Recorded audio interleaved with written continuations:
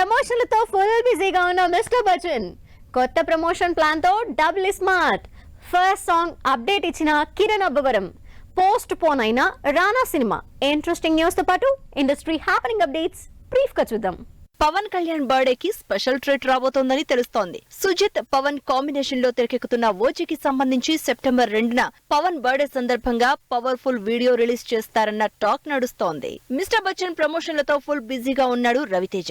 భాగ్యశ్రీ బోర్సే జంటగా హరీష్ శంకర్ డైరెక్షన్ లో తెరకెక్కుతున్న మిస్టర్ బచ్చన్ డైరెక్ట్ ప్రమోషన్లతో ఇంట్రెస్టింగ్ విషయాలు షేర్ చేసుకుంటున్నారు. కొత్త ప్రమోషన్లతో సందడి చేస్తుంది double smart team.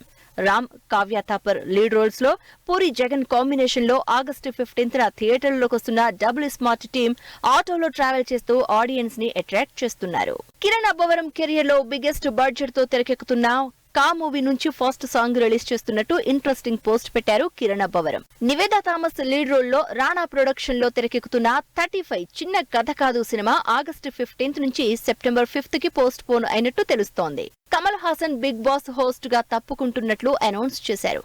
Present Kamal Haasan 3 సినిమాలతో బిజీగా ఉండడంతో బిగ్ బాస్ నుంచి తప్పుకుంటున్నట్లు ప్రెస్ నోట్ రిలీజ్ చేశారు.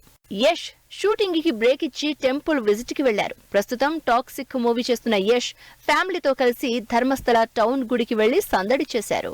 హిట్ ఫ్లాప్లతో సంబంధం లేకుండా వరుసగా సినిమాలు చేసుకుంటూ వెళ్తున్నారు అజయ్ దేవగన్.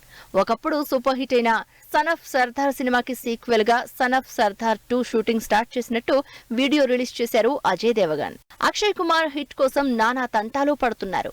అక్షయ్, తాప్సీ, వాణి కపూర్ లీడ్ రోల్స్ లో హిలీరియస్ కామెడీ డ్రామాగా ఆగస్టు 15న థియేటర్లలోకి వస్తున్న ఖేల్ ఖేల్ మే మూవీ ప్రమోషన్స్ లో ఫుల్ బిజీగా ఉంది టీం.